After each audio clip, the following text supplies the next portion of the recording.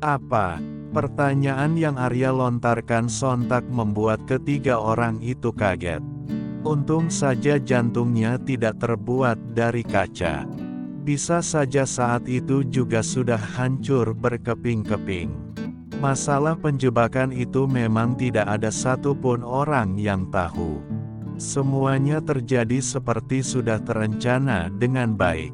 Pagi itu tiba-tiba saja para penduduk kampung memergoki Uli dan Monang berada dalam satu ruang tanpa sehelai benang pun. "Kenapa kalian kaget begitu?" tanya Arya dengan polosnya. "Apa maksudmu mengatakan kalau Uli dijebak?" tanya Luhut mengernyitkan keningnya. Semakin membuka kebenaran semakin banyak pula hal yang tidak mereka ketahui. "Aku juga tidak tahu pastinya. Silahkan tanya saja pada Uli yang jelas-jelas mengalami hal itu," kata Arya buang badan. Memang sudah menjadi kewajiban Uli untuk menjelaskan duduk perkara ia dengan Monang yang sebenarnya. Lagi pula untuk apa Arya menjelaskan sesuatu yang ia sendiri tidak ada di dalamnya. "Jelaskan." Titah ketiga orang itu kompak menatap satu objek yang sama, yaitu Uli. Uli kaget mendengar ucapan orang tua dan abangnya. Ia menatap Arya memelas sedangkan yang ditatap hanya mengangkat bahu, memilih tidak ikut campur dengan masalah yang ada sebelum ia hadir.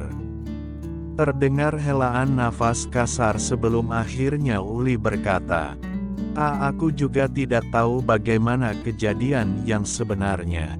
Aku hanya tahu bahwa malam itu kepalaku sangat pusing lalu paginya tiba-tiba saja aku sudah berada di ruangan itu bersama Monang."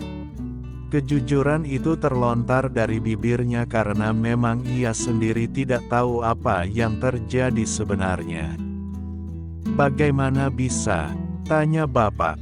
Pria tua itu semakin bingung dengan situasi yang terjadi. Jika memang Monang menjebak Uli lalu mengapa ia kabur pada hari pernikahan mereka? Kalau memang tak ingin menikah dengan Uli kenapa tidak membiarkan Uli menikah dengan Leon saja? Mengapa harus terjadi drama seperti ini? Bukankah 2 hari sebelum pernikahan itu kamu dipingit bersama teman-temanmu? Ucap Luhut mengingat-ingat hal sebelum kejadian itu terjadi.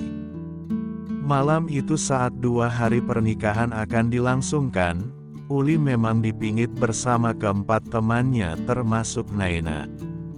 Anehnya lagi saat Uli hilang tidak ada satupun di antara mereka berempat yang tahu kemana calon pengantin itu hingga para warga datang dan mereka beramai-ramai memergoki Uli dengan Monang. Arya, Mamak memanggil menantunya mengabaikan pertanyaan-pertanyaan yang keluar dari bibir putra sulung juga suaminya.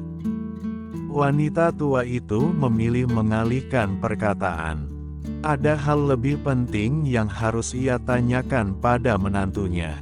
Arya menoleh, menatap Mamak penuh tanya tanpa mengeluarkan sepatah kata dengan menggenggam cangkir teh yang baru saja akan diminumnya. "Apa? Uli masih perawan saat kamu menikmatinya pertama kali?" Pertanyaan Mamak sontak membuat seluruh manusia yang ada di situ membeku. Mata mereka membulat sempurna menatap wanita tua itu tak terkecuali dengan Arya. Mereka tidak percaya Mamak bisa menanyakan hal yang paling pribadi. Pria dengan setelan kaos oblong itu tersedak. Ia tidak menyangka jika sang ibu mertua menanyakan hal itu padanya. Padahal mereka baru masuk pemanasan belum buka label apalagi membobol gawang. Bagaimana ia bisa tahu bahwa gua itu sudah pernah dikunjungi atau tidak? "Hei, Arya, kenapa kamu diam saja?" tanya Mamak lagi yang tidak mendapat respon apapun dari menantunya. Arya malah sibuk memandang cangkir teh yang hampir masuk ke tenggorokannya. Itu. Aku tidak tahu," kata Arya terbata-bata. Bagaimana bisa tidak tahu?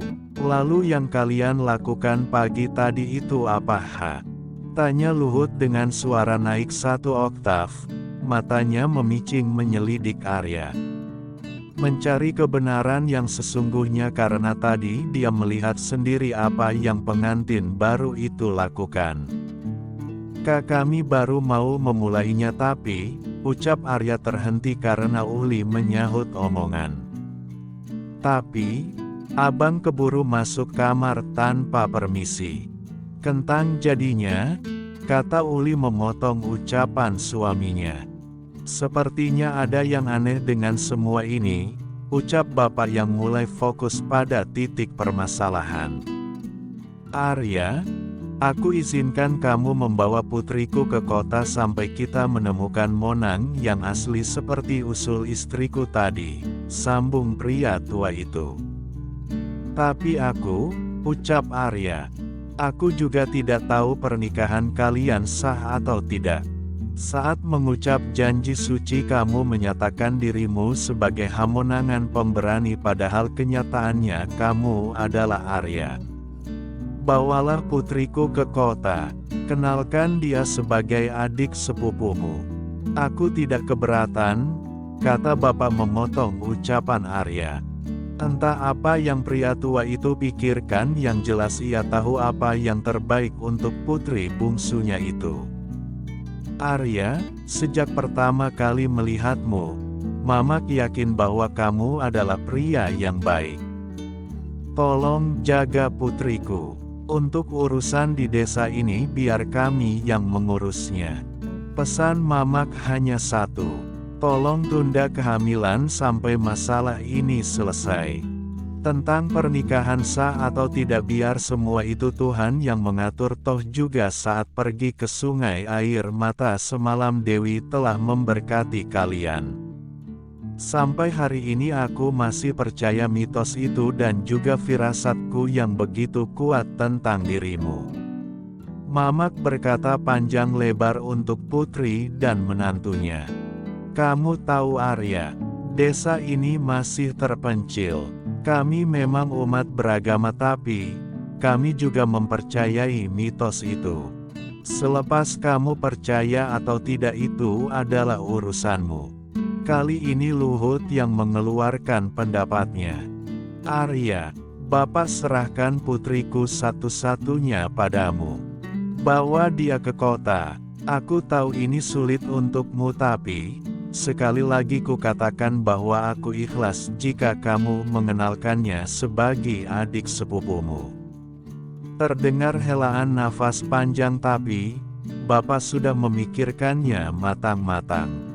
Tidak. Tolak Arya tegas membuat 4 orang berada di situ memandang kecewa.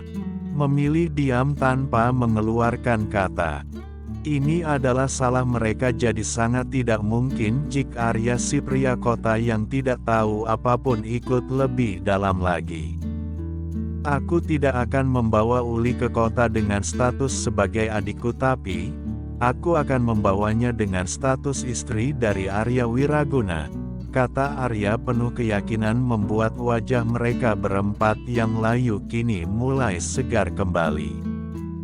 Bagaimana bisa ku lepaskan kelinci lucu yang sudah masuk dalam sangkarku? Kata Arya dalam hatinya tersenyum penuh arti.